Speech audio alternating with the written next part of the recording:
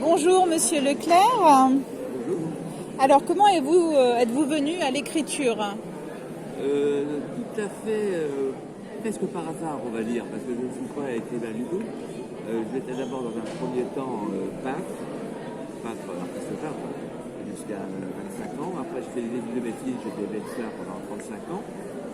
Et j'ai retrouvé mes pinceaux à la retraite. Finalement j'ai décidé de montrer la peinture des autres, et de faire des ouvrages sur la peinture normande, à l'usage des Normands, notamment des vins normands surtout, parce que c'était ma passion première et que je l'ai tout fait, mais sciemment. Alors j'ai commencé par collectionner des peintures normandes, des peintures, oui c'est ça, des peintures qui avaient le sujet de la Normandie, sur les grands catalogues de vente publique internationaux comme Sotheby's ou Christie's. Et là j'avais une iconographie extrêmement importante et de bonne qualité, que j'ai montré à mes amis peintres, qui m'ont dit il faut mettre un petit texte là-dessus. C'est ce que j'ai fait. Et puis une fois que j'ai eu rassemblé beaucoup d'éléments de ce type-là, j'ai montré à l'éditeur qui m'a dit pourquoi pas. Et puis voilà, le premier ouvrage c'était comme ça. D'accord. Et donc j'ai commencé par le Cotentin, qui s'est bien vendu, il est épuisé maintenant, donc on a fait la Manche, pour laquelle l'ouvrage qui reprend le Cotentin plus le Sud-Manche, naturellement, donc Saint-Michel, Hervé, Grandville, etc. Et maintenant je travaille, je vais sortir d'ici un mois le Calvados, vous parlez pas aussi. Voilà. Alors c'est une démarche qui s'est faite un petit peu à mon insu, comme ça. J'aurais jamais pensé qu'à 20 ans, je pourrais écrire sur la peinture des autres. Hein, mais bon, c'est les circonstances, l'évolution, on change de vie, le troisième vie de vie. C'est assez amusant. Et surtout, j'ai l'avantage de rencontrer aussi des gens intéressés par la peinture, des écrivains de talent, et des historiens. C'est bon. Ok.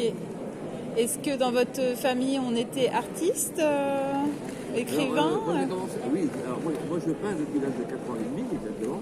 C'est en voyant ma soeur peindre, ma soeur aînée qui avait 2 ans plus que moi, que j'ai eu envie de peindre en fait.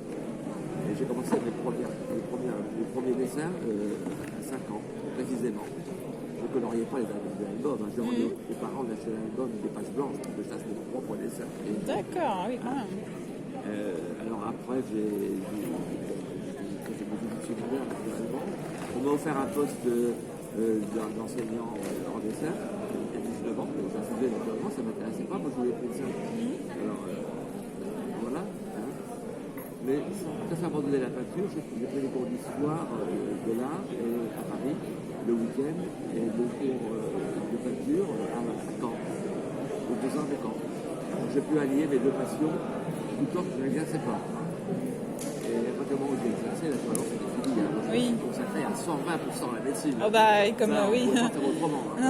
C'était 90 heures par semaine, formation continue, 3 enfants à la maison, c'était non-stop. Hein.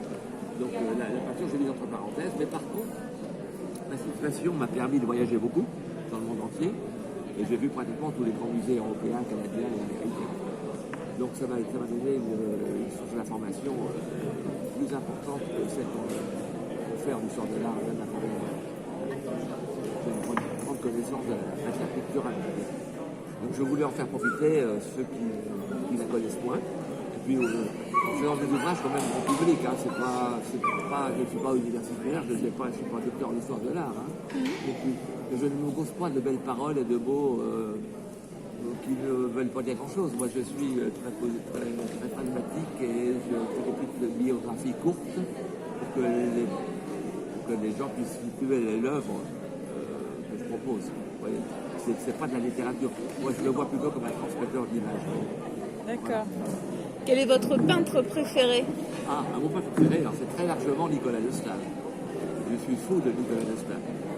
Je peins comme Nicolas Destal, je fais du sous Nicolas Destal, on est très très loin de Nicolas Destal. C'est, à mon avis, un des plus grands génies de la peinture du XXe siècle, avec Picasso. Picasso est particulier parce que Picasso, c'est un génie qui est hors norme.